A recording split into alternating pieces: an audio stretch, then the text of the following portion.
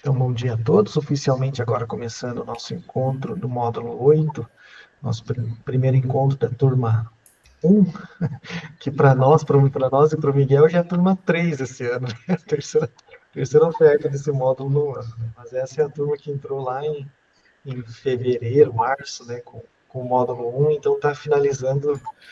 Provavelmente alguns de vocês já estejam finalizando todos os módulos do PDPD, né? O que é muito positivo, né? Porque aí é uma coisa a menos para você se preocupar no estágio probatório, né? Agradecer a presença de vocês, aqueles que puderam estar presentes, né? Os que não puderam, esse encontro vai ser gravado, vai ficar disponível lá no Moodle para quem quiser assistir, né? Eu também disponibilizei no Moodle, né, os dois encontros passados, né, com material complementar, caso vocês queiram assistir. A ideia desse encontro, né, é uma abertura mesmo, uma conversa sobre o módulo começou semana passada, e a gente precisa alinhar algumas questões, né? O módulo, ele é bem tranquilo, né? Do ponto de vista de atividades, acho que vocês veem aí com experiência com outros módulos que demandam bastante exercícios, leituras, né? Esse módulo a gente optou, eu e o Miguel, de não fazer nesse sentido e focar na troca de experiências e olhar a produção de vocês, né? Aquilo que vocês trazem de bagagem, né? E dar um feedback mais próximo, né? E se colocar à disposição para conversar, para trocar ideia, né? Trazer experiências de outros professores, de outras pessoas. Então, como eu comentei, né? No segundo encontro, geralmente a gente traz uma pessoa, né? Um professor com experiência na área de avaliação, na área de inovação, para conversar com todo mundo, falar né, do seu sucesso, das suas angústias. E nesse encontro a gente faz a fala sobre o plano de ensino, né? Sobre como construir, sobre algumas coisas que tem que prestar atenção, principalmente a questão de objetivos, metodologia, alinhamento construtivo, né? Que é uma coisa extremamente importante que impacta na sala de aula, né? E aí o Miguel, com a experiência dele aí como docente, né, do curso aí de engenharia elétrica, né? Se eu não me engano, você é da engenharia elétrica, né? Traz muita riqueza nesse papel. Eu sou pedagogo aqui do Campus Dois Vizinhos, trabalho com assessoria pedagógica universitária, né, para docentes, coordenação de grade, prograde, enfim, né, e também faço essas revisões de plano de ensino, faço as revisões de sequência didática, converso com professores, oriento. Então, a gente tem um espaço de troca de experiências, né, entre pares e entre profissionais. Isso que é o legal. Então, a nossa ideia dentro do módulo 8 é fazer esse compartilhamento de informações. Para vocês, obrigatório, no módulo, tem a leitura do livro, né, que a gente fez ali um bate-bola, né, bem simples, bem elementar sobre a questão do planejamento. A gente faz trabalha com algumas metáforas, né, de organização, né, de como que seria isso, né. E para que vocês consigam acessar os blocos, né, é necessário que vocês cumpram algumas etapas. Então, a leitura do livro habilita determinados blocos. Né? Para você conseguir fazer as entregas, é necessário que você acesse os modelos de materiais. Né? E como eu falei, os modelos de materiais, vocês provavelmente, né, eu posso dar uma revisada até no Moodle, né, mas provavelmente vocês conseguem acessar com @professores. Então, ele está liberado para quem utiliza esse login. Se você entrar com um login pessoal, ele vai cair na minha conta lá e dizer, olha, fulano de tal está pedindo autorização para processar o material. E aí, às vezes eu posso até identificar, né, se é a pessoa ou se não é a pessoa, mas em geral eu peço que vocês acessem com o @professores, né? A gente tem duas atividades que são obrigatórias, né, que é necessário que vocês façam para a gente poder fazer a acreditação da carga horária. Né? A primeira atividade é o plano de ensino, que é um plano de ensino real, então a gente não pede para você criar um plano de ensino novo, né? A gente pede para você colocar um plano de ensino seu. Claro que se você quiser fazer um novo, beleza, não tem problema, a gente não vai ficar lá olhando o sistema se é real ou não. Né? Mas qual que é a ideia? Né? A gente olhar esse plano de ensino e verificar se tem elementos que, por exemplo, conflito com RODP, ou elementos que poderiam ser aprimorados. Muitas vezes a gente identifica, né, situações, por exemplo, de rotinas administrativas dentro dos planos de ensino, e a gente já dá um feedback, olha, isso não é legal, né? Isso você isso não é o principal, né? Então a gente trabalha nesse sentido. Então, o plano de ensino é né, uma atividade e a outra é a ferramenta de julgamento. Por que a ferramenta de julgamento? Né? Eu posso só postar minha prova? Não, não necessariamente. Né? Você pode postar sua prova? Sim, né? Mas pense que a ferramenta de julgamento é uma ferramenta de feedback, é uma ferramenta de acompanhamento. Então, a gente pede que você poste uma ferramenta de julgamento, que seria o quê? Gabaritos comentados, prova com gabarito comentado, é, provas com rubricas, elementos que deem fundamento àquela avaliação. Imagina, por que a gente escolheu esse exercício? Né? Porque dentro da rotina docente, né, pode acontecer situações em que o professor receba uma revisão de nota. Né? O aluno entre com um pedido de solicitação, né? Uma solicitação de revisão de nota. Né? Ou mesmo peçam para que o professor monte uma prova, né? Às vezes até prova de, por exemplo, vou fazer uma banca, né? Vou participar de uma banca, de um concurso ou de uma situação e vou precisar criar uma prova. Então, criar a prova não é somente a prova, você tem que criar a prova e o gabarito tem que estar fundamentado. Então, numa revisão de prova, a banca que vai avaliar, ela vai receber a avaliação do aluno e a resolução da sua avaliação, para ver se é uma coisa compatível com a outra, para ver se aquilo que o aluno escreveu, de fato, é compatível com aquilo que foi planejado. Então, a gente pede nessa ferramenta de julgamento que sejam elementos com fundamento. Né? Então, e aí a gente até coloca alguns exemplos, por exemplo, ali o padrão de resposta utilizado na INAP, né? A gente coloca exemplos de rubrica. Eu posso até atualizar alguns outros, se vocês tiverem, né? A gente já tem alguns materiais de encontros de módulos passados, né? Que podem dar uma ideia, né? Ou se você já teve uma experiência com produção de material, né? De concurso, né? É nesse estilo. Então, não é somente uma avaliação, não é somente a rubrica, tem que ser um conjunto. Claro. Glauber, não tenho, postei. A gente vai acabar. Eu e o Miguel, a gente tem esse cuidado, né, de olhar, né, e dar um feedback. Né? E aí, se a gente identificar que precisa melhorar, a gente dá esse retorno para o docente, ou marca um horário para conversar, para entender, né? E é bem tranquilo, tá? Então, são duas atividades obrigatórias, né? Bem tranquilo, faz a acreditação. As aulas, né, os encontros, né, são dois, então é esse, e vai ter mais um, né? São gravados, ficam disponíveis no mundo, certo? A gente tem um monte, né? Um monte de material complementar que vocês podem estudar, mas é complementar, não é obrigatório, então não se sintam obrigados a ler todos aqueles materiais, até porque tem material lá que tem 300 páginas, tem um livro inteiro lá, que inclusive o livro inteiro, né, sobre avaliação, a gente fez ali um glossário que está no material complementar também, que é bem interessante, do ponto de vista para você entender que é uma avaliação principalmente, especialmente, né, uma avaliação por competência, né?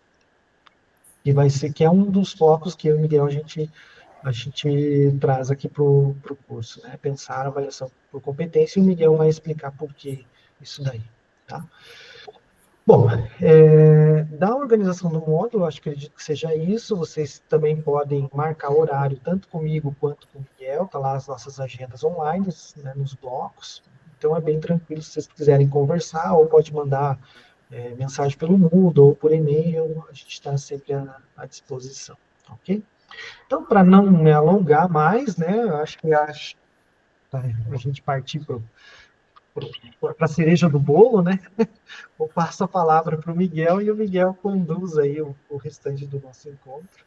Fiquem à vontade também, tá bom? Obrigado. Bacana, Glauber. Muito bom esse esclarecimento inicial para a gente ter algumas informações importantes da parte de procedimentos do curso, né? Vou compartilhar agora a tela. Vamos ver se dá certo. Minha máquina está um pouco lenta, por isso que acho que está mais...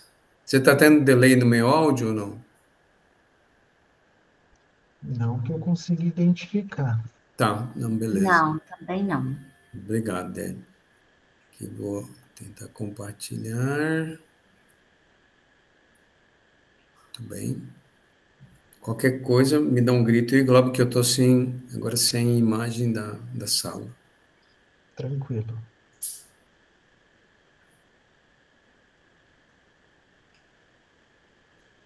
Muito bem.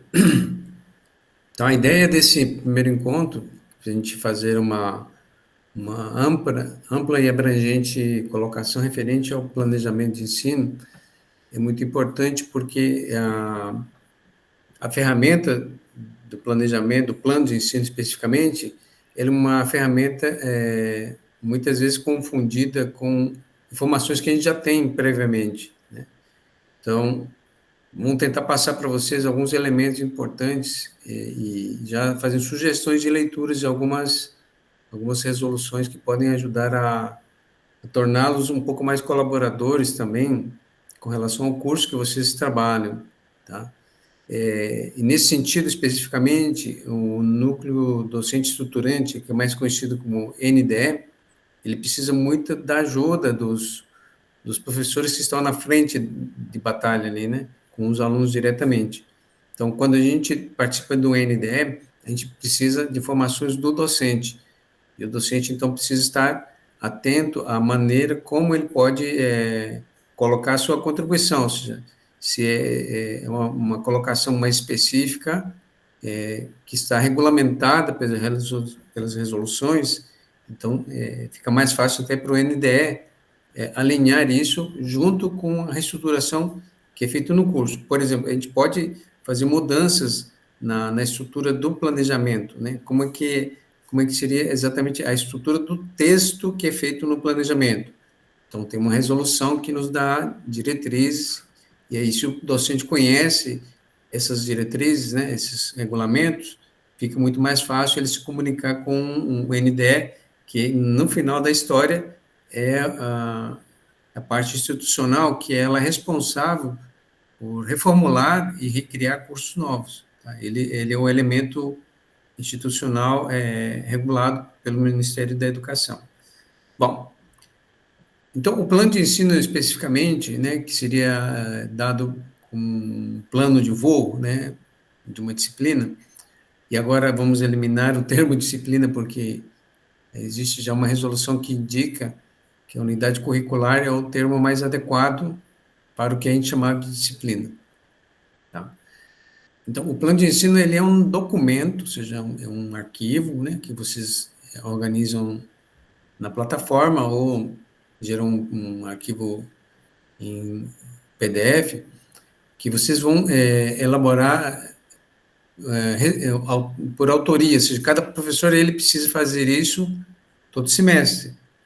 Como o plano de ensino já está pronto, às vezes você pega um pronto, o que normalmente nós fazemos? A gente não tem esse cuidado de pegar o documento e refazê-lo, tá? Então, que fique bem claro que esse documento, plano de ensino, ele deve ser reescrito, tá? Não é que ele pode, ele deve ser reescrito. Por quê? Porque a maneira com que você, docente, irá trabalhar os conteúdos, né, e os métodos são muito adequados à maneira como você vai trabalhar na sala de aula naquele semestre. E, provavelmente, a cada semestre você tem alterações e é muito recomendável que vocês anotem durante o semestre aquelas mudanças que vocês pretendem realizar no semestre que vem. E aí, sim, no semestre que vem, vocês consolidam essas anotações que vocês têm para que vocês possam fazer um novo plano de ensino, adequando à realidade que vocês acham que é mais potencialmente interessante para o grupo aprender. Tá? Então, ele é feito pelo docente responsável da unidade curricular, e nesse documento são apresentadas as informações referentes aos conteúdos, né, que que são normalmente informações que estão nos livros ou na bibliografia, e também referentes às estratégias, que a gente chama de métodos. E os métodos, eles são, obviamente, organizados em várias proficiências, né? Temos métodos ligados à maneira com que você aborda, apresenta o conteúdo, que a gente chama de ensino, os métodos no qual você identifica indicadores ou evidências de que o aluno está compreendendo e utilizando, que a gente chama de aprendizagem, é diferente da abordagem do ensino. O ensino é a maneira como você apresenta e coloca a atividade. E aprendizagem é a maneira como que você tem indícios de que essa informação que você acabou de apresentar, ela de fato está sendo apropriada, tá? E as abordagens, ou estratégias de avaliação, que são exatamente as abordagens que permitem que você utilize os instrumentos para realinhar o curso da sua disciplina. Quando a gente usa a avaliação apenas como um instrumento final, ou seja, você gera uma nota e ponto final, então você tem alguma recomendação de repensar se isso é suficiente. Por quê? Porque às vezes a avaliação ela deveria nos dar o quê? Condições de readequar a maneira com que a gente colocou as métodos de ensino-aprendizagem e conseguir recuperar o que você possivelmente não conseguiu atingir previamente. Então, a avaliação ela deveria ser também colocada no plano de ensino como uma estratégia onde você consiga recuperar alguma coisa que não conseguiu desenvolver ao longo das atividades que são realizadas na sala de aula. Então, que poderão ser utilizados, né? E os resultados que você espera. Tá? Muitas vezes a gente confunde objetivo com o resultado que a gente espera. E existe uma pequena diferença que eu vou tentar esclarecer um pouco adiante. Tá? Então, nesse documento também devem ser indicados as bibliografias básicas complementares. Tá? As novas DCNs nacionais, elas não indicam, na verdade, que a quantidade específica, mas nós temos aqui orientações de quantidades que devem ser respeitadas. Então, caso vocês não tenham essa informação, é muito importante procurar a coordenação do curso, o NDE, para que vocês possam ver essa informação, né, da quantidade específica e quais tipos de documentos podem ser usados. Bom, esse documento, de uma maneira muito ampla, ela tem a finalidade especificamente de facilitar com que você tenha mais facilidade de planejar suas aulas diárias, que a gente chama de plano de aulas, né? Então, um bom plano de ensino, ele facilita a elaboração daquelas atividades diárias, que a gente chama de plano de aula, e assegura que a unidade curricular desenvolva o perfil do egresso proposto pelo curso. Tá? Então, não é um preciosismo dizer que o plano de ensino ele precisa estar alinhado com o PPC, porque parece que agora eu vou ter que estudar o PPC para fazer o plano de ensino. É muito importante que você conheça o PPC, por quê? Porque nele está descrito de uma maneira muito explícita agora, né, na reestruturação que a gente fez, que o perfil do egresso ele tem um conjunto de comportamentos que a gente quer que sejam observadas durante as disciplinas, unidades curriculares que o aluno faz o curso. Então, se nós temos já essa informação da clareza dos comportamentos que a gente quer para o egresso, que a gente chama de perfil do egresso, então você consegue alinhar muito mais adequadamente, de maneira mais profícua, quais seriam as atividades que permitem que esse perfil ele seja desenvolvido. Tá? Não quer dizer que o aluno ele vai ter um excelente ou perfeito desenvolvimento do perfil.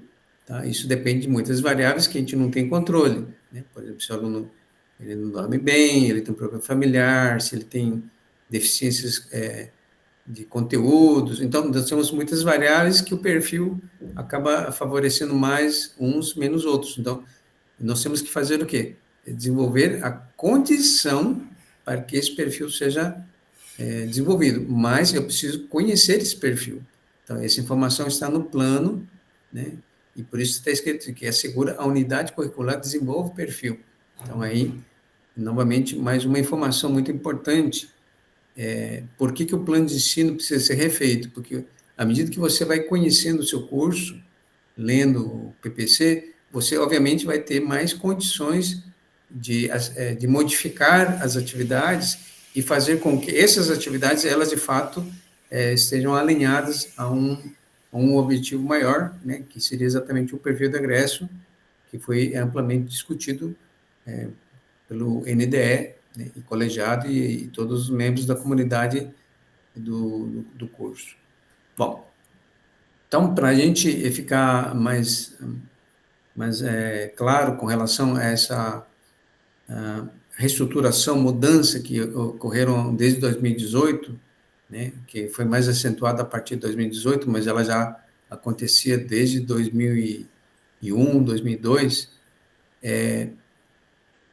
a última resolução mais importante que nós temos que ter um bom conhecimento é essa 142, né, que é a resolução que ela define, ela estabelece as diretrizes, ou seja, as regras, os detalhes que são necessários para você criar e reformular cursos de graduação. E lá tem muita informação, ou seja, como é que eu posso compartilhar a disciplina entre cursos correlatos, por exemplo, engenharia elétrica, eletrônica, como é que eu posso fazer com disciplinas que estão sendo feitas fora da universidade, e um monte de definições, entre elas aquelas que eu falei, que não existe mais o termo disciplina, mas unidade curricular, para indicar exatamente o curso, né? O que a gente chamava anteriormente de disciplina, né? A nossa, agora chamada unidade curricular. Então, essas definições são todas no primeiro artigo, e são, se não me engano, 24 ou 27 artigos, que eles delimitam muito claramente algumas interpretações que, de uma maneira muito bom senso, a gente faz. Então, é muito recomendável que seja feita essa leitura, para poder ficar mais profícuo, né, para fazer contribuições ao NDE ou à coordenação do curso. Bom, então o plano de ensino que a gente conhece, que a gente já lia, inclusive quando a gente era aluno de graduação, era basicamente esse modelo que a gente chama de tradicional. Tinham tido a disciplina, a carga horária dela, se tinha quantidade teórica e prática, a ementa, ela era basicamente uma cópia de um livro, né, de um sumário de um livro, e essa ementa, obviamente, ela é desdobrada em fatias que a gente chama de conteúdo programático, tá? Muitas vezes era isso a forma de você criar um plano de ensino. Os objetivos eles estavam muito relacionados ao que o professor deve fazer. Tá? A metodologia é exatamente colocada como as estratégias que você faria na sala de aula, né? Se você vai usar projetos, se você vai usar estudo de caso, aula expositiva, tá? Então, só que isso é, obviamente, muito superado. Hoje, a gente não consegue pensar que uma universidade tecnológica, ela trabalha apenas exclusivamente com uma metodologia de aula expositiva só, tá? Não significa que ela é ruim, muito pelo contrário. Tanto até que nós estamos aqui na universidade porque fomos formados com metodologia tradicional. E ela é boa, muito boa. O que estou afirmando é que ela já não pode ser mais exclusiva, totalmente exclusiva, ou seja, somente ter aula expositiva. Então, o método já deverá abrigar outras afirmações, outras indicações de abordagem, de estratégia, né? Então, esse conteúdo programático ele é um fatiamento de ementa, era feito assim, os critérios de avaliação eram muito objetivos, né? No tradicional, ou seja, vai ter tal prova, tantas provas, tantos laboratórios, depois a bibliografia normalmente era a que já era conhecida, né? A básica adicional, e depois isso aí se desdobrava depois em planejamento de aula, que eram os planos de aula, tá?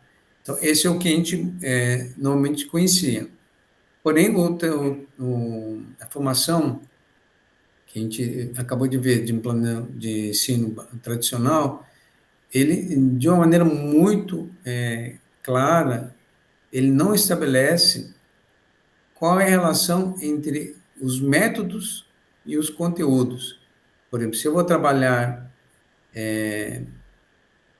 estudo de caso, de que maneira o estudo de caso ele está adequado ao conteúdo que eu estou tentando levar. Tá? Então, esse plano de ensino ele não tinha esse cuidado. Tá? Então, esses conteúdos que seriam utilizados nas subunidades da unidade curricular. Então, normalmente não declara de maneira objetiva qual é a capacidade teórica ou prática que se pretende desenvolver no estudante na unidade curricular. Ou seja, eu não afirmava no meu plano de ensino qual é o comportamento que eu quero observar. Não havia esse cuidado. Por quê? O que era feito de uma maneira muito sumário de livro, né? Ou seja, tinha uma lista de conteúdos que eu transformava elas em objetivos, e esses objetivos depois ele era organizado em conteúdo programático, e aí você simplesmente organizava os conteúdos da maneira como seriam apresentados. E nesse caso bem específico, não havia o cuidado de observar se eu precisava desenvolver uma capacidade específica no aluno, ou seja, se ele precisava analisar aquela informação, ou se ele precisava avaliar a partir daquelas informações, ou ele precisava criar alguma coisa a partir daquelas informações, ou seja, não tinha o que a gente chamava hoje, a gente chama de competência, né, que é definida pela Resolução 42 e pelas diretrizes nacionais e as discussões que estão ligadas ao documento que está alinhado a essas diretrizes, né? Então, temos as diretrizes nacionais e as diretrizes da UTFPR, mas todas elas contam uma história, por que a gente está tentando cavalgar em cima dessa palavra tão polissêmica, que é competência, né? Porque, de uma maneira bem específica, a UTFPR, ela permitiu que todos os docentes que estavam na época da reestruturação, eles conhecessem uma abordagem que eu vou tentar passar rapidamente aqui, mas é uma abordagem que permite facilitar que os docentes eles tivessem uma clareza um pouco maior de que significa a competência e por que nós íamos utilizá-la. Tá? E aí eu vou tentar deixar isso mais claro nos próximos slides. Bom, então o modelo que é apresentado no design de cursos, que é reestruturação que é feita a partir de 2018, ela tinha uma estrutura muito similar, porém com algumas mudanças relevantes. O título, a carga horária, né, teoria e prática, ela era igual, né, muito parecida, definido nos cabeçalhos, só que era muito importante definir o contexto e a ementa. Então, na formação que a gente fez, o contexto e ementa, ela seguia uma estrutura um pouco diferente. O contexto, ela era apresentada também usando algum mapa conceitual ou ferramenta gráfica similar, onde a gente conseguia ver exatamente como as informações estavam intercaladas, estavam interrelacionadas, né? E a ementa, ela nos remetia muito a um abstract de artigo, tá? Então, esse seria uma mudança inicial muito importante. Por quê? Porque eu já apresentava para o candidato a matricular na disciplina, na unidade curricular, até tem que trocar esse título aqui, agora, título é da unidade curricular, ele já conseguia perceber mais ou menos o que poderia acontecer durante a disciplina, tá? Então, em relatos que aconteceram em outras universidades, o pessoal dizia que o aluno, a partir da leitura da ementa, que ela parecia um abstrato de um artigo, ele conseguia trazer alunos de outros cursos, por exemplo, pessoal da área de linguística, do direito, ia para a linguística, que era outro curso, né, de letras, curso de letras que tinha disciplina de linguística, então eles conseguiam ter interesse em ver alguma coisa que eles queriam aprender ali. Então, a ementa não era um sumário de livro, não era apenas esse sumário, ele tinha mais elementos, e eu vou tentar explicar rapidamente quais eram. O mapa mental, como eu comentei, os temas de estudos já seguem uma estrutura diferente também, vou passar rápido por eles. O resultado de aprendizagem é muito diferente do objetivo. A metodologia de avaliação também, ela precisa indicar alinhamentos internos. Agora, a bibliografia e o planejamento, a bibliografia era parecido com o tradicional, só que o planejamento ele já precisava apontar necessariamente para várias estratégias que estavam sendo colocadas ali, né? Ou seja, a metodologia de avaliação, o resultado que se espera, que é a aprendizagem, e tudo isso conectado com uma argamassa que é chamada tema de estudo, tá? Então, o tema de estudo é o conteúdo que faz toda a liga entre as estratégias que poderiam ser colocadas ali e depois evidenciadas no planejamento de aula. Bom, então, no contexto de design de cursos, o que aconteceu? Nós tínhamos essa maneira de interpretar a diretriz nacional, ou seja, nós criamos camadas dentro do PPC que eram especificamente funcionais no sentido de que cada uma tinha uma atribuição. Tá? A disciplina ela foi substituída por unidade curricular, né? E o que eu quero entregar para a sociedade, né, se parece muito com uma estrutura de uma casa. Tá? Por isso que tem esse desenho ali que tenta mais ou menos criar uma analogia. O que eu quero entregar para a sociedade, a gente começou a definir como competências, e as competências, em geral, os cursos, todos os 100 cursos que existiam no campo, na universidade, esses cursos todos que aderiram a essa interpretação, né, porque tem cursos que não aderiram, ficou como tradicional, mas uma boa parte dos cursos aderiram. E esses que aderiram, então, eles tinham uma clareza muito grande do que eles queriam entregar para a sociedade, a gente chama de perfil. Só que o perfil nos dava elementos para você dizer, olha, se eu quero que esse aluno saiba avaliar, desenvolver um prospecto de projeto, consiga comercializar alguma coisa, consiga desenvolver um projeto, fazer... Então, esse texto que a gente chamava de perfil, ele iluminava, né, dava condições de você criar um grupo de competências. E esse grupo de competências variava em função da carga horária do curso. Curso de 3 anos, 5 anos. Então, normalmente, você tinha competências que vinham de 3 competências, né, quantidade, até 5 competências.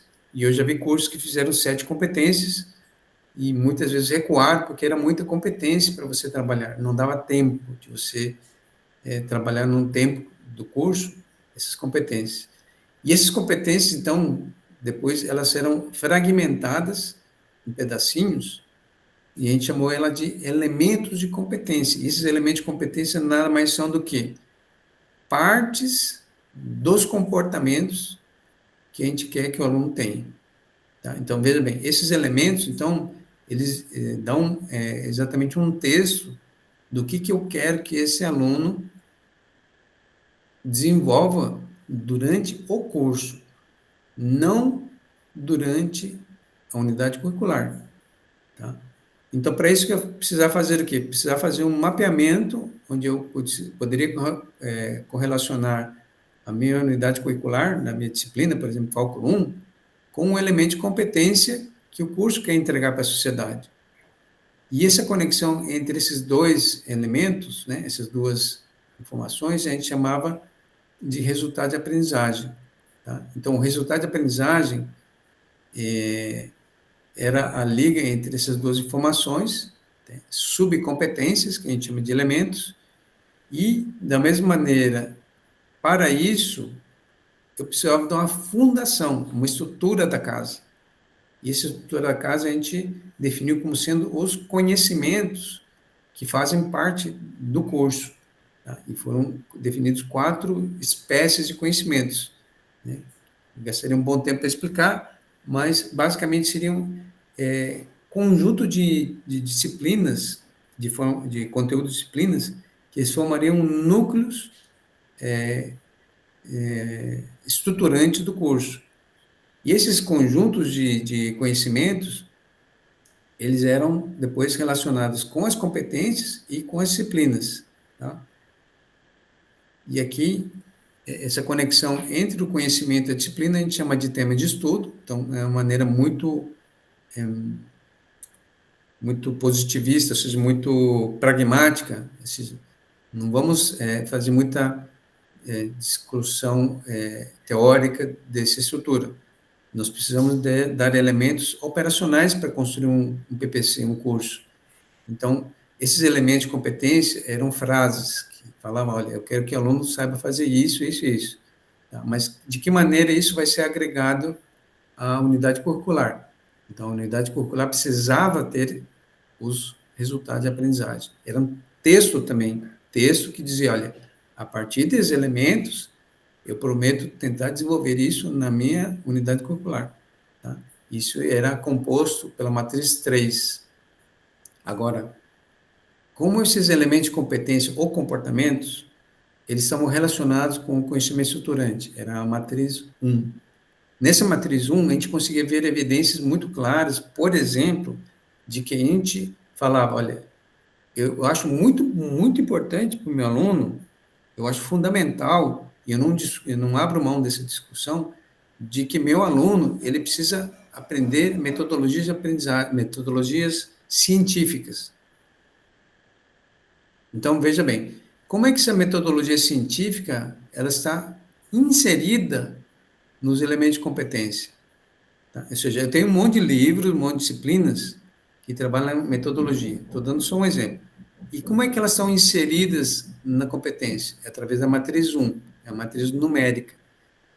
A gente observou em vários cursos que a gente não conseguia inserir nos elementos de competência aquilo que a gente achava que era fundamental. Então, isso nos permitiu redesenhar não somente os conhecimentos estruturantes, como os elementos, e, obviamente, afetando, pela matriz 3, a própria unidade curricular. Então, essa matriz 1 e 3, elas já tinham essas funções bem específicas, né, que a gente conhece hoje como alinhamento construtivo, que é muito bem estudado pelo John Biggs e a Catarina Tang, né, são 2 professores que desenvolveram bem essa abordagem de alinhamento construtivo, mas que essas 2 matrizes, então, tinham as funções muito específicas. E a matriz 2, que está mais embaixo no desenho aqui do slide, ela permitia com que você deixasse muito claro desse conjunto estruturante, ou seja, dessa base da casa, quais eram os fragmentos que eu precisava extrair daquela base para que elas pudessem ser usadas literalmente na disciplina, na unidade curricular. Né? Então, essas matrizes 2, ela, na verdade, era um conjunto de conteúdos, não falava em comportamento de maneira alguma. Então, a matriz 2, tema de estudo, ela diz exclusivamente conteúdos. Então, veja bem, o paradigma do conteúdo que nós conhecemos hoje do, dos nossos planos de ensino tradicionais, eles se limitavam exatamente à matriz 2. Então, é algo muito mais familiar para nós. Só que aí tinha uma abordagem diferente.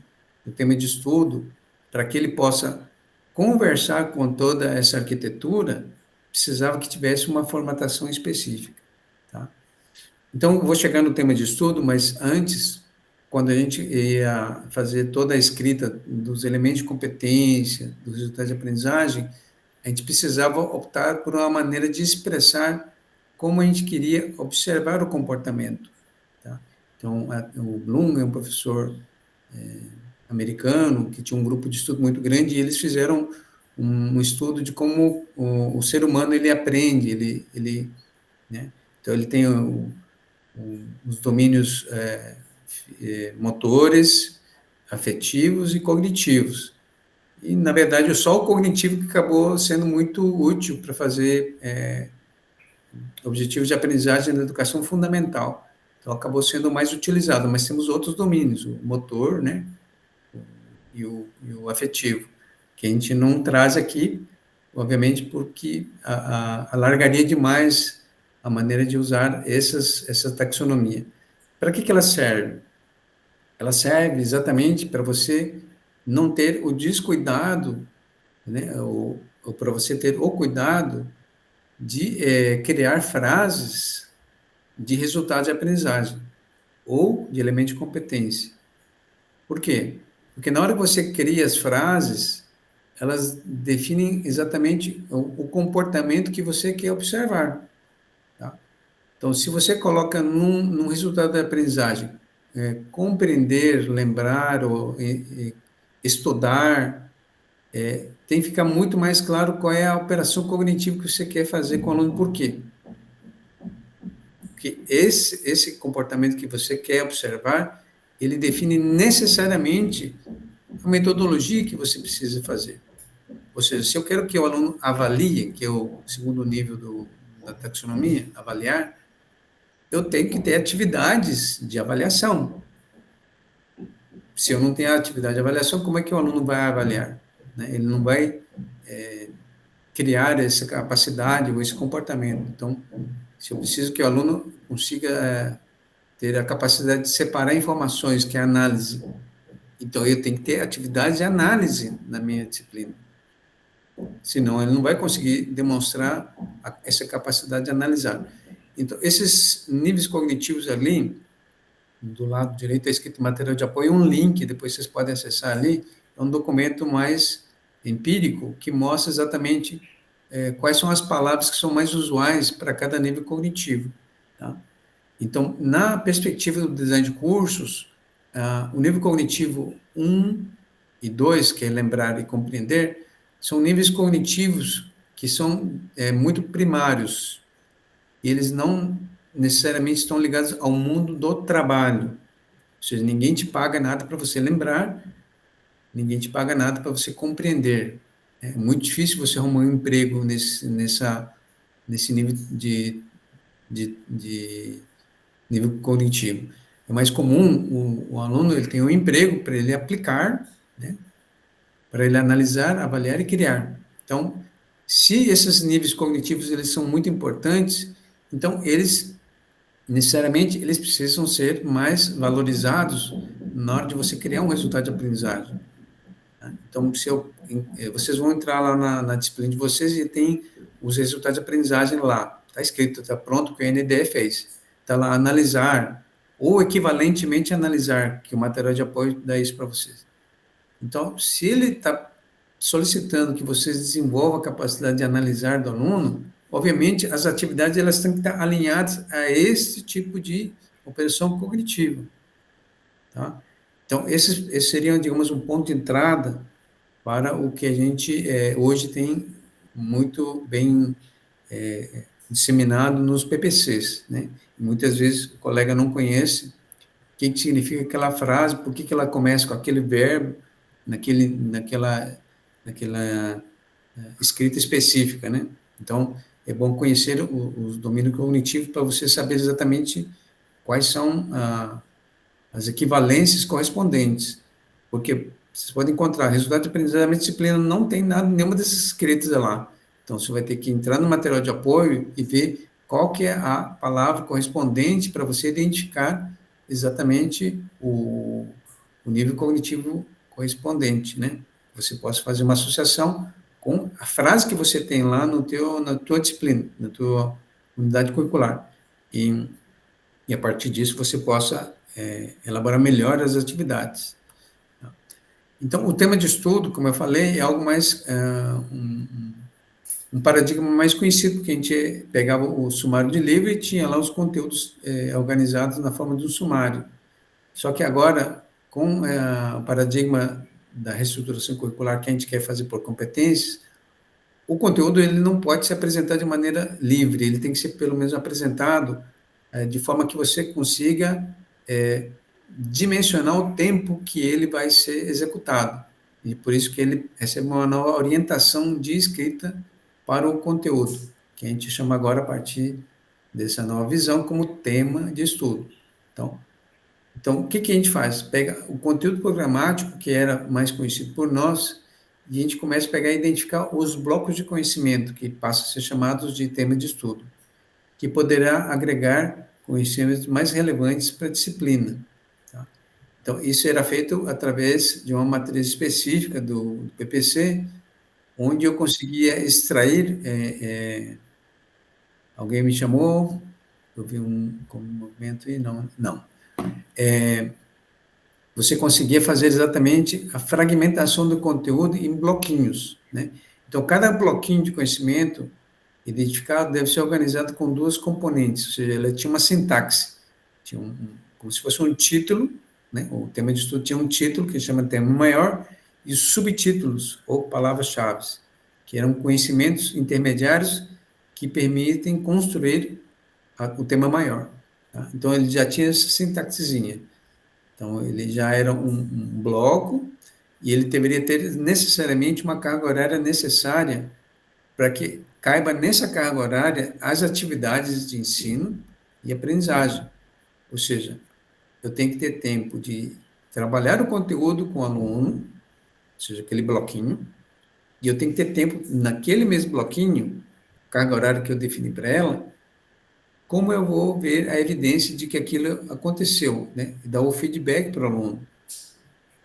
Então, é que a gente percebeu exatamente que a gente tinha muito conteúdo e não dava tempo de você trabalhar de maneira profunda o conteúdo e, ao mesmo tempo, fazer feedback, porque tinha muito conteúdo. Então, o que que a gente fez? Está fazendo um trabalho exatamente de esclarecer para os professores de que os conteúdos eles precisam ser, muitas vezes, readequados no sentido ou de expandir, para que fique mais claro, ou de diminuir, para que caiba na carga horária, porque nós temos o quê? Uma carga horária limitada. Se a tua disciplina é 60 horas, então tem que caber naquelas 60 horas fragmentos de conteúdo que caibam tudo isso, ou seja, formação do aluno e a verificação, o feedback. Tá? Então, recomenda-se que a carga horária de cada bloquinho de tema de estudo, ela gerasse em torno de 10, ou múltiplos de 10. Então, temas de estudo que tem 10, tem 15, né? Não é múltiplo de 10, mas é próximo de 10, 15, 20, 30, e raras vezes temas de estudo tinham 40 horas, tá? Mas eram blocos que tinham exatamente essa lógica de organização.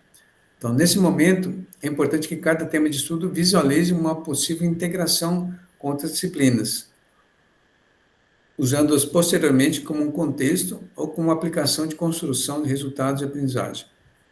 O que significa isso? Por exemplo, eu tenho uma disciplina de álgebra linear e eu preciso que o aluno ele consiga ter uma certa clareza de onde ele vai usar a álgebra linear. Por exemplo, na área da elétrica, eu sei que eles usam na área de controle. Então, na hora que eles estão fazendo a modelagem, eles precisam definir ou manipular expressões algébricas ou métodos algébricos ou analíticos para que eles possam fazer o modelo na disciplina de controle. Mas eu preciso trazer o controle para a disciplina de álgebra? Não. O que eu preciso fazer é exatamente trazer o contexto de aplicação. Eu sei que posso apresentar para o professor de álgebra linear, de geometria analítica, olha, existe um conjunto de aplicações que podem ser apresentados aqui, onde o conteúdo de álgebra seria utilizado, e não trazer o conteúdo de controle, tá? Então, só o contexto. Em máquinas, na área de mecânica, a mesma coisa. Então, tem várias disciplinas profissionais que podem trazer conteúdos de termodinâmica para a disciplina de termodinâmica, que seria algo mais básico. Então, essa maneira de ver a integração das disciplinas é um aspecto muito importante também na hora de fazer o tema de estudo, tá? Porque aí você consegue fazer com que o aluno comece a costurar o curso dele. Olha, eu estou aprendendo eletricidade básica ou disciplinas específicas, né, do núcleo básico, mas já com um viés de uma informação de aplicação. Tá? Não precisa exatamente entrar na aplicação, mas o contexto de aplicação. Então, o texto do tema de estudo, ele precisava também tomar esse cuidadinho. Tá? Então, ao final de cada tema de estudo, deve estar associado a apenas um dos conhecimentos estruturantes. Tá? Essa era uma técnica que a gente usou também. E o critério de escola, de você escolher qual é o conhecimento que eu quero me ligar, é sempre a quantidade de horas que você tem disponível. Porque você tem um limite de horas, então eu não posso ligar em tudo, né? Sair comprando todos os conhecimentos estruturantes. Eu preciso me limitar a uma carga horária que me permita fazer essa exploração. Tá? Bom, e a parte dos resultados de aprendizagem? Ele, como eu te falei para vocês, o paradigma que nós estamos tentando mudar do currículo tradicional para o mais atualizado, que é a abordagem por competências, exatamente a gente compreender os mecanismos de fazer as atividades na sala de aula. Tá? Um mecanismo muito importante é exatamente esse texto que vocês muitas vezes vão encontrar nos planos nos PPCs ou nos planos de ensino antigo, que vocês pegaram e já está pronto, né? O resultado de aprendizagem, ele enfatiza o resultado do ensino em relação à aprendizagem do aluno discente, tá? Eles também, por isso, eles auxiliam no planejamento de aula. Seleciona-se estratégias específicas, né, de ensino que promovam o tipo de aprendizagem que se quer que os alunos atinjam e as tarefas e testes que avaliem a aprendizagem deles.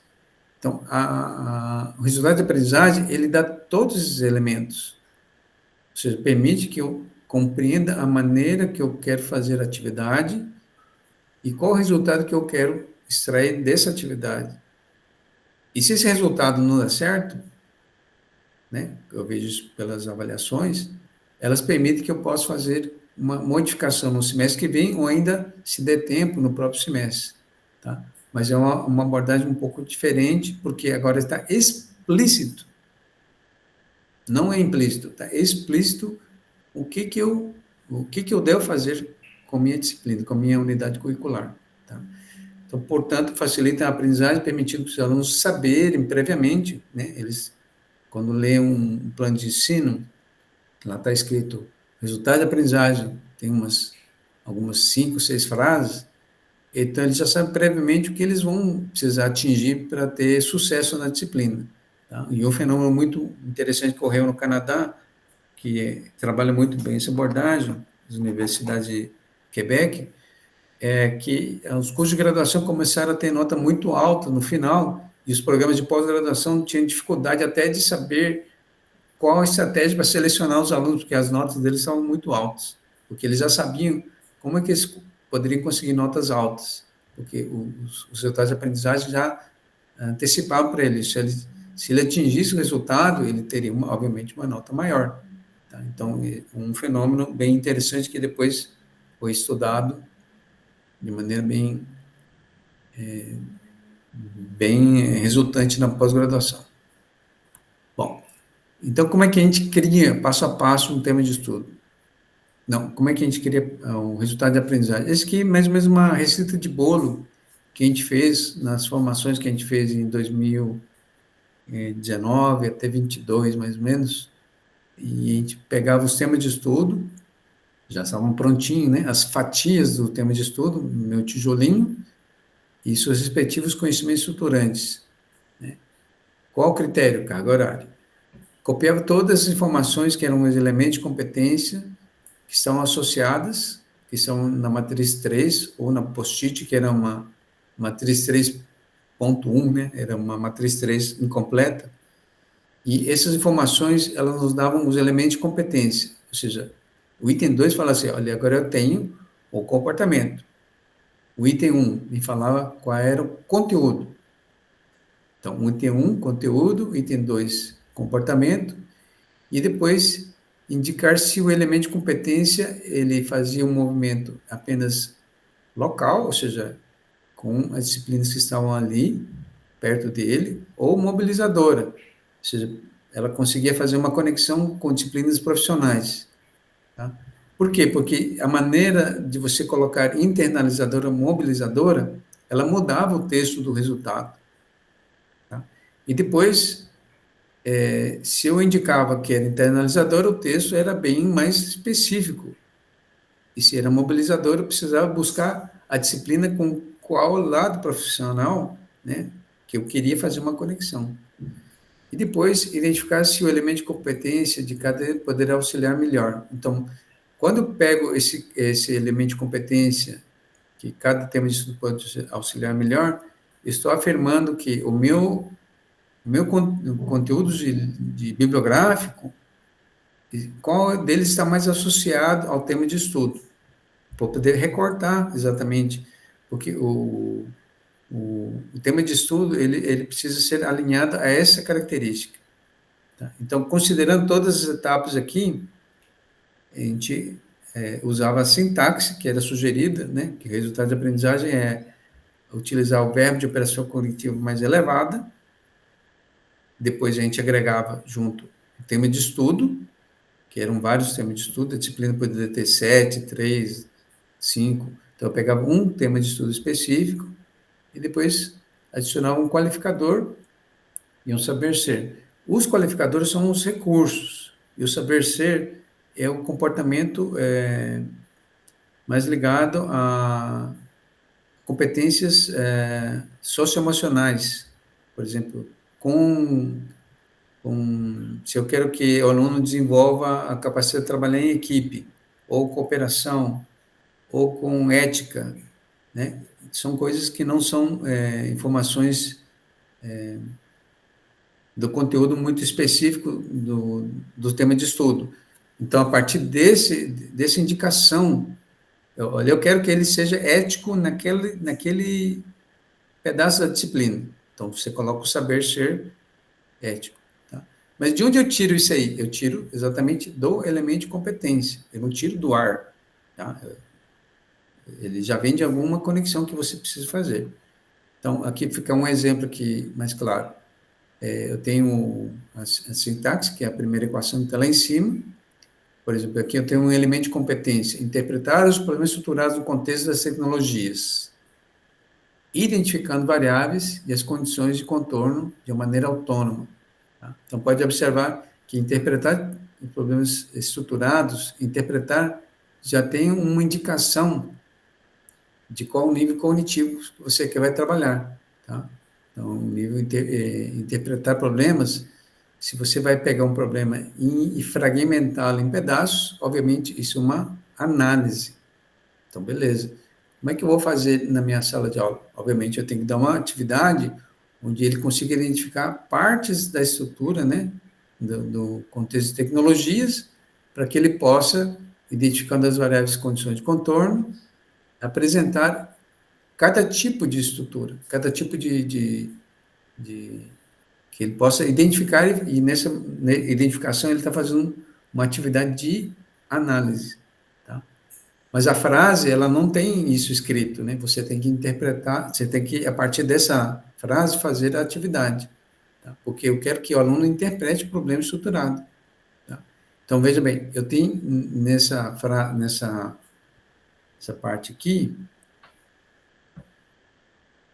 esse aqui, ele é exatamente, ele é o comportamento que eu quero desenvolver. E esse aqui é o conteúdo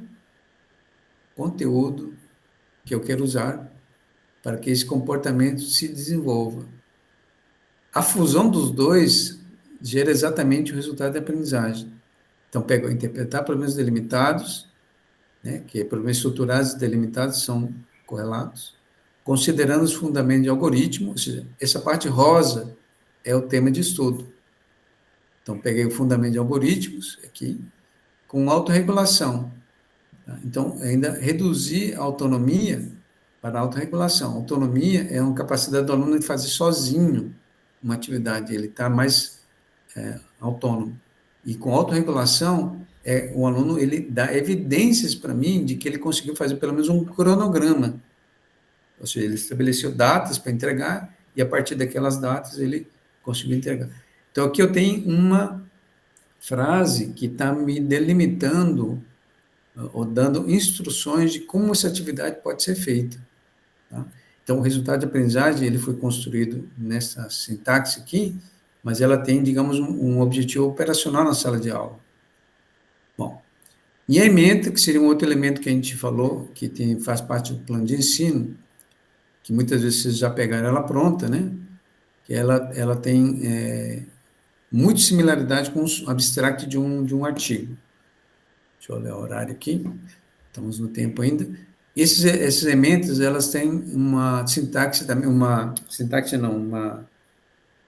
metodologia que a gente acabou desenvolvendo, né, que era muito específica da formação que a gente teve, como você cria um abstract, entre aspas, que seria a nossa ementa eficaz.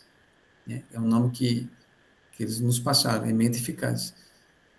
Então, você tem que juntar essas informações, o nome da disciplina, o público-alvo, de quem vai receber isso, aluno do primeiro, do quinto, do sétimo período, o conteúdo central da disciplina, resumido, usando a palavra aborda ou trata, e o público-alvo, a gente usa ofertada para, e parte das principais RAs. Por exemplo, se eu tenho 7 RAs, eu pego os principais e coloco aqui, dessa maneira. Nela, os estudantes aprendem e aí começa com a operação cognitiva do RA, mais importante.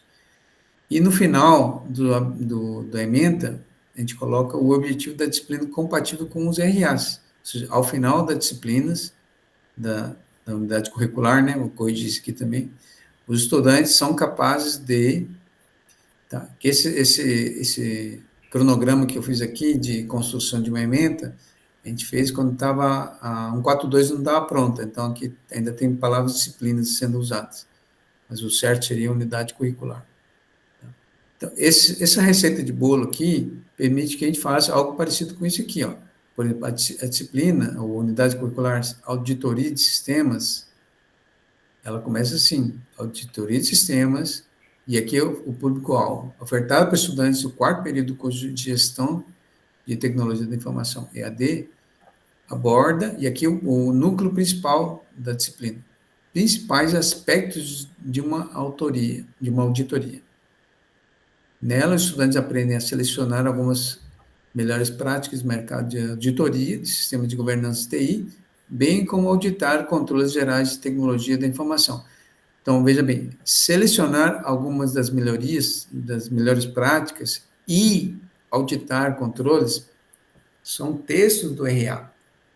Eu trouxe os principais RA, não, eu não, quem fez, trouxe os primeiros RAs que tinham na unidade curricular e trouxeram aqui. E, ao final, a disciplina é capaz de executar os principais procedimentos de auditoria de controles gerais de tecnologia de informação de forma sustentável, conforme os principais princípios éticos de organização. Então, veja bem, essa parte rosinha, a gente sempre pedia ajuda para o professor. Professor, o que você quer que, no final, o aluno saiba fazer? Mercado de trabalho. O que ele vai saber fazer? Então, o rosinha ali é como se fosse o objetivo final da unidade curricular. E aí, esse texto todo, ele me lembra muito um abstract de um artigo. Por quê? Ele tem uma síntese do que pode ser feito, né, que vai ser trabalhado, e onde eu quero chegar. Tá? O aluno, quando ele lê uma ementa eficaz, ele tem uma dimensão muito maior do que vai ser feito naquela aula. Né? Pelo menos é o que se planeja fazer. Tá? Então, é muito diferente de uma ementa que era feita no plano de ensino tradicional, onde a ementa, ela simplesmente era um agregado de um sumário de livro. Tá? Então, aqui já tem uma nova sintaxe e um objetivo muito diferente. Tá? Então, isso nos ajuda a vender o peixe, digamos assim, né? O aluno que lê a ementa, ele consegue ter uma visão mais clara do que vai enfrentar. E os indicadores de desempenho são elementos que também aparecem em muitos cursos de graduação, e são como se fossem etapas para eu chegar no RA. Tá? São etapas de aprendizagem para alcançar o RA e devem corresponder a uma sequência lógica de dificuldade. Os indicadores de desempenho devem ser observados quando o estudante executa ações e tarefas específicas. Então, o indicador de desempenho é um texto que te permite falar o que você vai fazer na avaliação. Por quê? Porque se você quer chegar num RA, o nível cognitivo dele é alto, por exemplo, analisar. Então, para ele analisar, primeiro ele tem que memorizar ou compreender, né? Que são níveis cognitivos menores na taxonomia. Então, normalmente, os primeiros indicadores, eles são níveis cognitivos menores. Tá? Mas eu tenho que observar isso. Como é que eu vou observar? Porque eu tenho um texto que eu vou construir, que chama indicador de desempenho. Tá? E ele apresenta exatamente as condições que serão mensurados e devem conter um nível de desempenho que você espera, expresso por meio de qualificadores. Tá? Um exemplo talvez ilustre um pouco melhor isso aqui. Mas, além dessas informações, os IDs são também colocados em diferentes situações de aprendizagem. E os IDs devem ser no mínimo dois, tendo um, pelo menos, que tem mais um aspecto mais conceitual, teórico, do que você quer trabalhar, e algo mais, e um indicador de desempenho mais ligado à sua utilização. Né? Como é que eu vou utilizar aquele conteúdo teórico? Então, pelo menos dois, no mínimo. Então, recomendo-se isso. Então, num exemplo aqui, ó, empregar modelos de tomada de decisão adequados a diferentes negócios, considerando os seus tipos de perfil dos tomadores de decisão. Isso é um resultado que está lá na minha unidade curricular. Para eu chegar nesse resultado, eu posso fragmentar em dois momentos. A gente chama de etapas, né? Ou situações da disciplina. Então, a primeira, eu poderia dizer que é um pouco mais teórica. Então, eu vou fazer atividades de tal forma que eu veja se o aluno ele consegue diferenciar os modelos de tomar decisão em função dos seus tipos e perfil de tomadores de decisão. Então, se eu faço atividades com que ele consiga ver, eu consiga ver essa capacidade dele diferenciar os modelos, não consegue diferenciar, então como é que ele vai aplicar? Tá? Então, por isso que eu preciso vencer a primeira degrau da escada até o RA. Então, quando ele chega no primeiro indicador e não conseguiu, então, obviamente, você vai poder fazer talvez um reforço para aqueles que não compreenderam melhor, né? Ou criar alguma dinâmica que eles consigam fazer de maneira autônoma, né? Então, mas já existe o sinal amarelo. Pô, é muito provável que nem todos consigam fazer o segundo indicador. Tá? Por quê? Porque no segundo indicador ele vai aplicar isso. Então, se no primeiro ele identifica, depois agora ele apresenta uma estrutura de modelo de decisão simples, adequados a diferentes negócios. Então, as atividades vão ter que ser feitas isso em diferentes negócios, como é que eles conseguem propor uma estrutura usando os modelos que eles inicialmente identificaram. Tá? Então, o segundo ali é mais a aplicação. E, então, o segundo, ele se nivela cognitivamente ao RA. Porque o RA estava afirmando o seguinte, o aluno ele tem capacidade de empregar os modelos, e no segundo indicador, já estou exatamente muito em cima do RA. Estou falando, ele estrutura os modelos, eles são simples, adequados a diferentes tipos de negócio. Tá? Então, a ideia da gente criar indicadores numa disciplina que vocês acabaram de receber, são exatamente vocês terem os elementos que te permitem chegar até o RA. Então, quais são as escadinhas que eu quero fazer? No mínimo duas. No mínimo duas. Uma teórica e uma prática.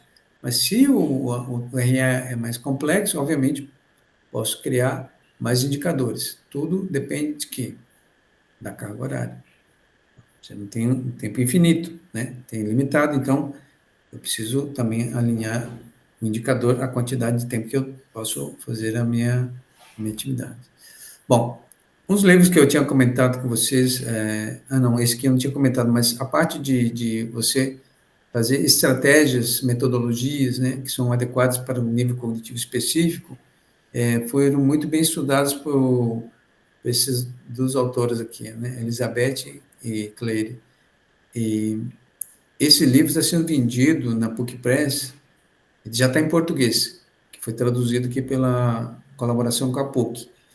E ele dá exatamente uma abordagem muito empírica. Olha, se você vai desenvolver análise, quais são as atividades que precisam ser feitas? É um livro muito denso, muito bem didático, para a gente preparar nossas aulas, né? As atividades. Esse que já é um material mais empírico, mais ligado à parte da ferramenta Google. O link que está aqui, ele dá acesso ao livro, então vocês podem abrir ele.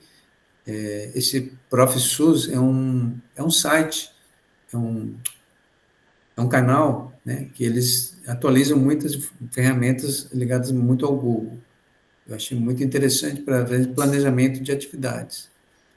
Esse outro livro também muito interessante, 20 ferramentas digitais, também bem empírico, colocado na forma de infográfico. Bom, como o tempo já está bem avançado aqui, deixa eu ver quem está vivo ainda. Délia, Jaqueline, Miller e Rodrigo. Muito bem. Chegou o momento de interagir um pouquinho. Eu ia rodar para vocês aqui um formulário, mas eu prefiro fazer uma pergunta mais direta pela quantidade de gente que está aqui, bem pequena. Então, vou parar a apresentação. Vou assim, abrir a palavra para ver, fazer duas perguntas. Primeiro, saber exatamente se vocês utilizam alguma abordagem metodológica mais diferenciada do que tradicional, que é expositiva, e depois fazer uma outra pergunta ligada à avaliação. Mas primeiro vamos começar com a metodologia. Adélia, Jaqueline, Miller e Rodrigo. Fiquem à vontade, podem abrir o microfone. Adélia já abriu o microfone, fique à vontade. Bem, primeiro eu tento, realmente, a minha metodologia é antiga, não acho ruim, mas eu tento fazer, já coloquei, assim, sala invertida, colocando atividades para eles, mas quando você chega, eles não leram. Deixei esse semestre, que eu estou com metodologia da pesquisa, um estudo de caso, para eles, era uma leitura, solicitei na terça-feira, pedi para eles trazerem a referência básica, fazer uma leitura antes, que a gente ia fazer vamos dizer, uma dinâmica em sala de aula. Nada. Então, é muito difícil, porque o aluno também tem que ser o grande ator da sua construção, da sua formação, e hoje nós estamos num momento muito crítico, essa é a verdade. Então, né, acabamos de construir o método por competências aqui, e acho que vamos ter que refazer tudo de novo, porque temos um cenário extremamente diferente e até angustiante mesmo, quando você entra em sala e você vê que fica todo mundo lá no fundo e, né, metodologia da pesquisa, que deveria ser uma disciplina extremamente fácil para ter notas altas, e você não observa isso. Então, acho assim que realmente foi a primeira vez que eu realmente entrei em sala de aula para aplicar essa nova metodologias por competência. Então, assim, o que eu senti foi isso, né? Há um momento muito crítico. Né? Então, às vezes, toda a colocação é feita só em relação ao professor, né? Mas nós temos um estudante muito diferente no momento. Qual disciplina que você trabalha, Adélia? Bem, eu passei por várias, né? Em toda a minha construção aqui na UTF de Londrina, já há quase 15 anos, passei por estatística, desenho, né? Fui até me atrevi por necessidade, mecânicas dos fluidos, algo que eu não fazia quase 3 décadas que eu não via disciplina, porque você não vai para essa área, você não vê mais. Mas depois eu fiquei realmente com reologia, técnicas de caracterização, ela é dividida em 1 e 2. Depois tem uma optativa, que é tecnologia de argilas. Essa funciona muito bem, porque com poucos estudantes que já estão lá no final do curso, então eu aplico projetos. Reologia também, quando a turma não fica com, vamos dizer, 30, 40 alunos, que aí inviabiliza, nós trabalhamos com projetos. Então, às vezes, é aquilo que vocês falaram, tem semestre que fica perfeito algo que você fez e chega no outro semestre, não adianta. você aplica e o que deu certo não dá mais certo, e você tem que realmente ficar ajustando para cada turma. Essa é verdade, sim. Então, nesse sentido, trabalhar com metodologias, hoje eu penso assim, também temos que pensar no nosso estudante. Né? As engenharias estão numa crise muito grande, e não é só Londrina, não é só o TF, não é só Londrina, eu acho que é bastante, bem geral isso mesmo. Então, nesse sentido.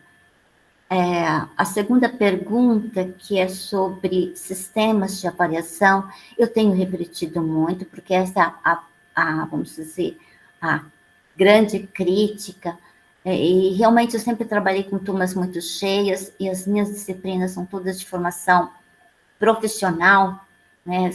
Eu insiro para eles praticamente, olha, todos vão ser reólogos? Não, mas pelo menos eu dou a chance, olha, o que é reologia? Técnicas, todos vão ser microscopistas, todos vão ser espectroscopistas? Não, mas pelo menos eu dou essa inserção, que é uma área que eles podem atuar. Esse semestre, sim, eu fiz várias quebras nos sistemas de avaliação, sempre usei a plataforma Moodle, questionário, porque acho que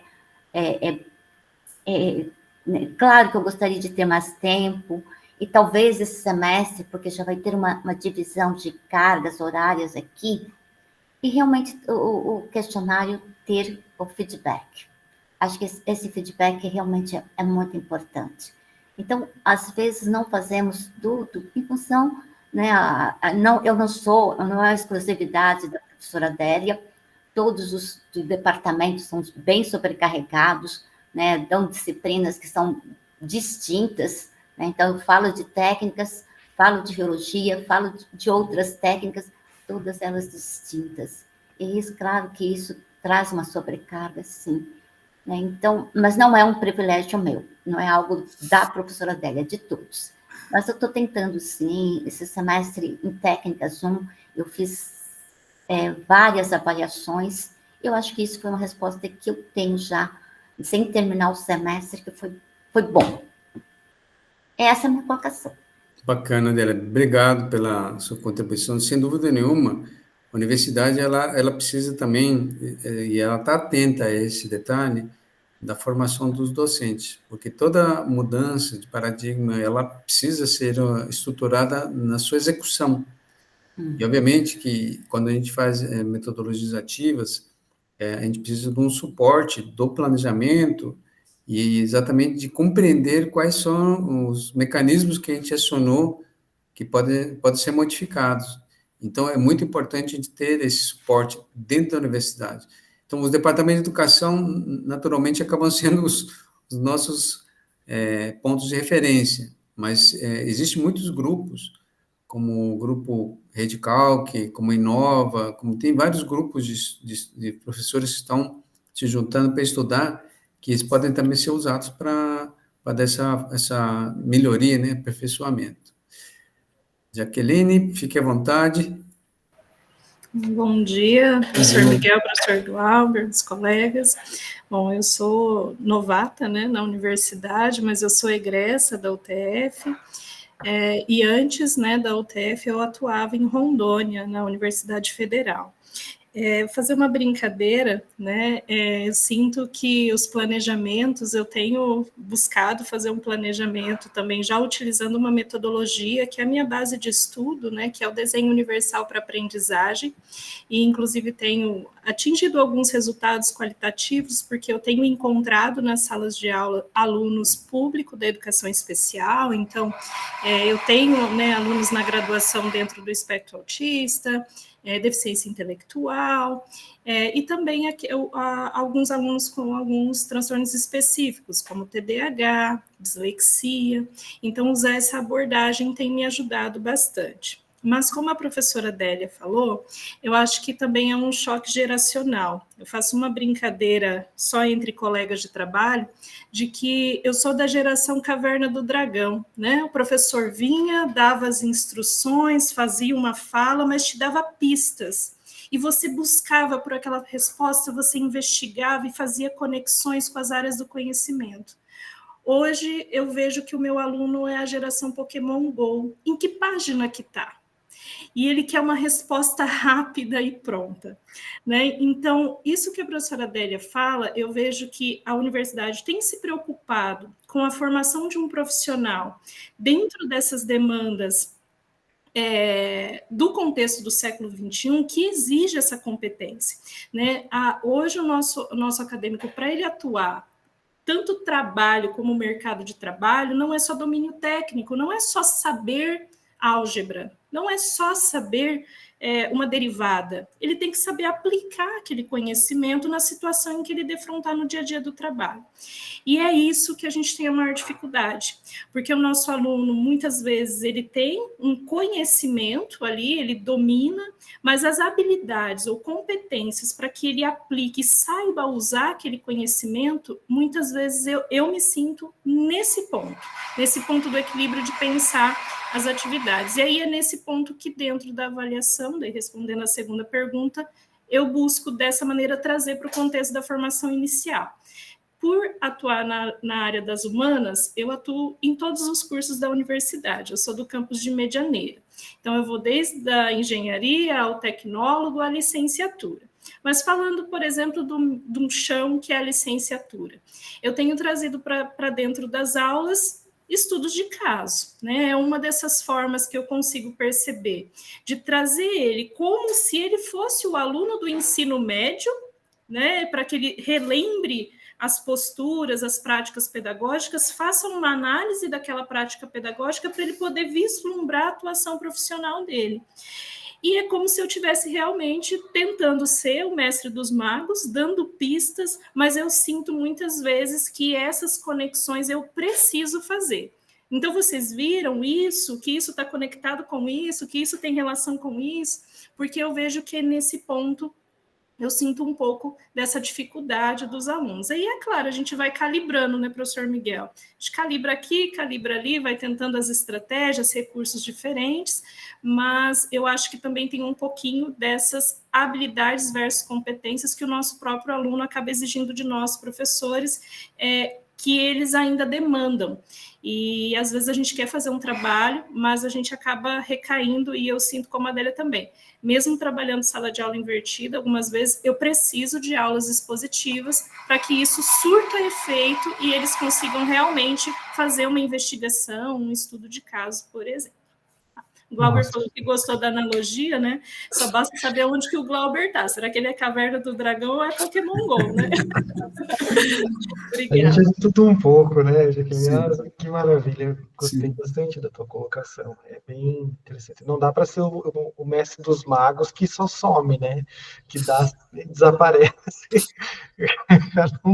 Não dá muito certo. Mas eu achei bem interessante. É bem esse caminho, né? Porque a pedagogia, né, é a condução, é o estar com. Né? Então, se a gente entender um pouco dessa ideia, né, da função do professor como um estar com, a gente pega tipo, estamos junto, né? E aí eu consigo conduzir melhor o estudante, conduzir melhor a atividade, porque não é só, como o Paulo Freire falava, né, você depositar, né, e depois você sacar o conhecimento do aluno, né? Não é essa a ideia é você conduzir e construir junto, né, respeitando os saberes daquele que está lá, porque ele tem saberes, né, e juntando com os seus que têm os seus saberes, que são saberes profissionais mais maduros. Isso é bem interessante, mas é um desafio, e é como vocês falaram, tem horas que vai dar certo, tem horas que vai dar certo, tem turma que vai ser legal, tem turma que não vai ser, tem semestre que vai ser extraordinário, tem semestre que não vai ser, tem a avaliação que vai funcionar, tem outras que não vão, e vai ser e assim, e as coisas vão se desenvolvendo ao longo do tempo, você vai melhorando e criando sua expertise, né, e dando sua cara, sua identidade. Isso é muito natural. Eu brinco também, né? Eu dei aula na formação de docentes no ensino médio, né? E trabalhei aqui também como docente no Parfor, né? Uns anos atrás. Hoje eu trabalho na área técnica, eu sou pedagogo da área técnica, assessor pedagógico, né? Da carreira técnica. Mas eu sempre falo para o pessoal, acho que a gente pode ter algumas palavrinhas mágicas que ajudam na hora da condução, né? Que é bem que você falou isso daí, né? Perceberam isso? Olha que legal! Vocês conseguiram enxergar essa questão?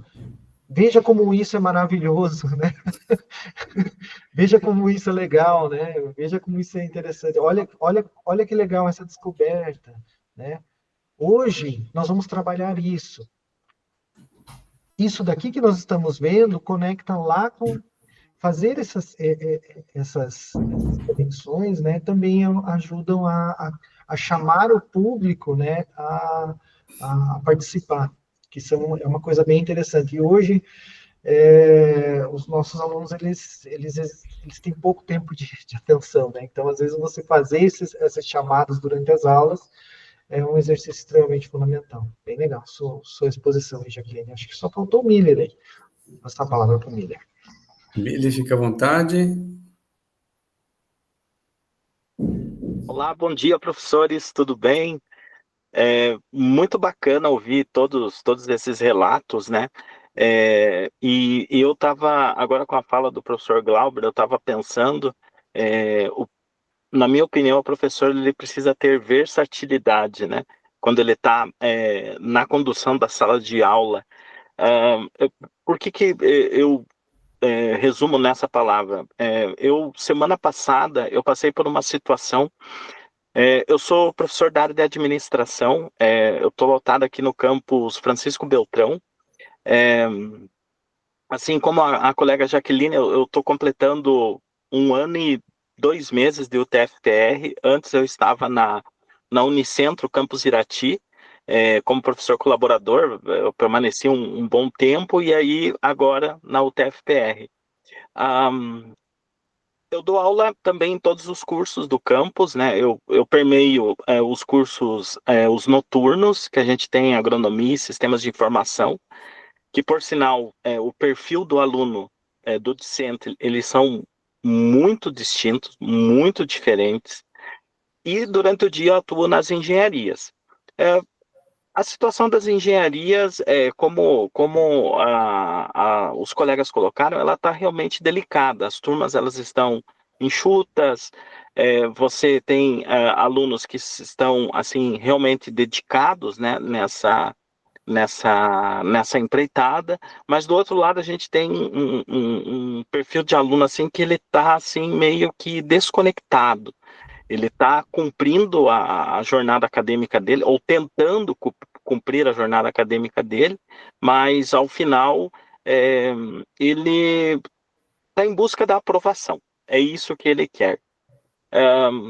Então a experiência que eu tive foi a seguinte: eu trabalho uma disciplina que se chama Gestão Econômico-Financeira, e essa disciplina, ao mesmo tempo, ela é extensionista. Então, além de eu ter que ministrar os conteúdos, eu preciso ter uma ação extensionista na disciplina, que tem um projeto de extensão vinculado e tudo mais. E o que eu venho adotando, né, desde da minha chegada na UTF-PR? Eu tenho adotado o PBL, que é a abordagem baseada em problemas. Então, eu trago um problema para eles. O problema que eu trouxe esse semestre foi um problema de estudos de viabilidade, que é você poder responder, por exemplo, se um empreendimento compensa você realmente concretizá-lo ou não.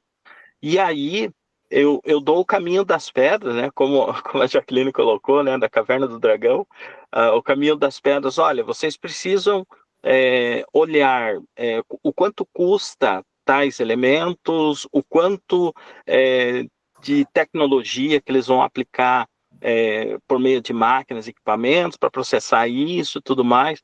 Então, estruturem essas informações, tragam para a sala de aula e vamos discutir se isso faz sentido ou não. E aí,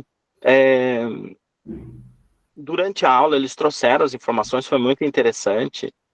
Por exemplo, informações da cotação das commodities, aonde a gente consegue no produtor rural aqui na cidade. Só que chegou no momento da avaliação, que até a avaliação eu coloquei que nós iríamos fazer uma simulação dessa fábrica operando, eu expliquei para eles uma aplicação que a gente podia fazer, e eles podiam recorrer a qualquer outro recurso também, mas o ideal é que eles conseguissem, né? Eu senti que eu precisava readequar esse processo. Por mais que eu tivesse planejado, mas eu senti que os alunos, eles estavam... Sabe quando você está remando e eles não estão conseguindo chegar ao objetivo? Aí, para readequar, eu fui me aproximar deles, né? Para a gente reconstruir essa ideia. Até eu fui correr na universidade se eu podia retificar meu planejamento sobre uns tópicos. E aí, agora a gente tomou um norte novamente. Mas o que eu senti é que, às vezes, falta, por parte deles, falta um pouquinho assim de apreço, um pouquinho de dedicação, um pouquinho de disciplina, porque o professor, ele está, tipo, fazendo de tudo para que o aluno compreenda aquele universo que a disciplina traz, que está conectado com o mercado, que está conectado com a realidade. Só que, às vezes, eles não se conectam a isso. Mas, só para fechar, né, essa fala, eu vejo que ah, o módulo 8, eu li o livro, eu vi muitas coisas que eu me preocupo. Ontem até eu estava falando com o ex-diretor do campus, ele falou as mesmas preocupações, que a gente precisa repensar, a gente precisa reestruturar, a gente precisa rediscutir e tudo mais. Então eu vejo que o módulo 8 vai contribuir muito nessa etapa, e espero que eu consiga, não... talvez até nesse término, que eu consiga conduzir essas turmas ao final, eles, olha, agora eu estou sabendo fazer determinadas ações, agora eu tenho o entendimento sobre o que é um estudo de viabilidade, da responsabilidade disso, disciplina e assim por diante. Então, espero não ter divagado, né? Mas as minhas preocupações, elas vêm a esse encontro, né? E sobre o sistema de avaliação, a outra pergunta, eu vejo que eu tenho uma discussão, eu vou dizer, interna comigo mesmo, que às vezes querer cobrar do aluno aquilo que eu expus em sala de aula e que ele fez uma aplicação, somente isto não é o suficiente. Então, eu tenho tentado compreender o que isso vai agregar na atuação profissional dele, o que isso vai agregar. Até o professor Miguel comentou sobre dos resultados da aprendizagem, sobre esse lado socioemocional, de elementos que vão contribuir com a construção dessa competência, desse saber fazer, desse saber agir, saber ser. Eu acho que isso faz sentido. Só que não é um processo simples, ele é complexo, né? Para que você desvende isso dentro do ambiente de sala de aula, que é único, que é peculiar, que é... Então, por essas questões, eu vejo que a avaliação, a gente possa realmente repensar nos instrumentos, nos resultados e outros detalhes. Bacana, Mila. Muito obrigado pela colocação. Eu acho que cada frase que você falava, Jaqueline, Adélia, colocando aqui, dá para fazer mais de 5 seminários. Inclusive, até a inteligência artificial, que está muito presente, a gente não pode ignorar a mudança do perfil do aluno, que tem um comportamento bem diferente, as falhas de metodologia que a gente identifica e como corrige. Temos muitos subtemas aqui que surgiram, que a gente poderia, obviamente, ficar muitas palestras aqui falando sobre elas e não ia terminar, mas achei muito legal a colocação da Jaqueline, da Adélia. Adélia, queria colocar mais alguma informação? Pode ficar à vontade. Sim, professor Miguel, sobre a sua colocação das variáveis, que nós não temos controle. né? Então, hoje eu vejo os estudantes, alguns vêm para a sala de aula e estão dormindo, né? Aquilo que acho que, não sei se é Miller, colocou, é verdade. Parece que o aluno não quer mais ter responsabilidade. Diante das nossas, vamos dizer, flutuações que tem no momento, de uma queda muito brusca nos cursos de engenharia, parece que, olha, tudo se permite para o estudante. Isso eu acho muito ruim, né? Saber que eles têm dificuldades, sim. Então, mas quais são essas dificuldades? Eu acho que isso é parte da universidade, abordar, discutir, trazer mais, sei lá, amparo para os estudantes. Hoje eu vejo assim, eles precisam trabalhar. Trabalhar é uma necessidade hoje, né? Vejo vários estudantes vendendo isso, vendendo aquilo, trabalhando em pet shop. Então, e às vezes isso compromete, sim, o rendimento deles em sala de aula. Talvez até também por outras atividades dele. Eu tenho um aluno de metodologia de pesquisa que é rotina dele. A aula começa às 8h20, ele vai chegar sempre 9h30. 9h30 eu já estou terminando a aula, né? Então, são dificuldades que nós temos no momento. Sim. Muito obrigada. Tem razão, Délia. Acho que várias variáveis aqui a gente passou perto e nem começa a conversar sobre elas, mas, assim, bem legal que a próximo encontro que a gente vai ter de avaliação, a gente vai tentar explorar um pouco mais das experiências. Mas, assim, para fechar minha fala, já passo para o Cláudio encerrar, eu acho muito importante a gente procurar esses espaços de compartilhamento e criar, e não esperar que eles se aproximem de nós, mas a gente tentar criar também esses espaços. Então, a gente, dentro do campus, tentar identificar se existem professores que estão discutindo, o que eles estão percebendo, porque há muitas coisas que a gente melhora em PBL ou em outras estratégias, elas são ajustadas pelo compartilhamento que a gente tem com os colegas, né? Os colegas acabam sendo os próprios fornecedores de informação que a gente acaba usando para ajustar tudo, né? Mas é muito importante observar esse espaço dele que você falou muito bem, da gente estar tentando realinhar tudo ao longo do tempo. Então, o docente nunca termina de se formar, né? Tá? Infinita construção. Então, só queria agradecer a todos aqui e passar para o Glauber fazer o fechamento. Então, eu queria agradecer ao Miguel, né, meu parceiro aí de longa data, né, de trabalho, né, fazendo essas atividades do módulo 8. Eu queria agradecer também a você por participar, conseguindo ficar até o final, né. A gente consegue se identificar na fala de vocês, a experiência, né, a mesma experiência que o Miller teve ali de parar, de saber, puxa, tem que rever, né. Também aconteceu comigo uma vez, né, uma não, né, várias, de sentar com os alunos, ó, pessoal, não, né, não tá legal, vamos reformular aqui, né? De sentar com os colegas e dizer, olha, cara, eu tô cobrando isso daqui, cara, meu Deus, caramba, a gente não viu isso nem na faculdade. E na pós, você tá maluco? Então é isso mesmo, né? Trocar experiências com pares, com profissionais, encontrar pessoas que você tenha segurança e tranquilidade para expor, né? E discutir de forma madura e profissional, né? Os erros e os acertos, né? Eu acho que é extremamente importante, como o Miguel falou, né? E a gente tem aí nos campos diversas experiências. Nós tivemos um seminário agora recente, né, de práticas pedagógicas na UTF, com exposições de práticas maravilhosas, né? E vamos ver se a gente consegue para o ano que vem aí fazer uma nova edição, né? E acho que é isso, né? E aí a gente tem o contato um do outro, né? E estamos sempre à disposição, ok? Então, mais uma vez, obrigado, gente. Próximo encontro a gente passa o recado lá no Moodle.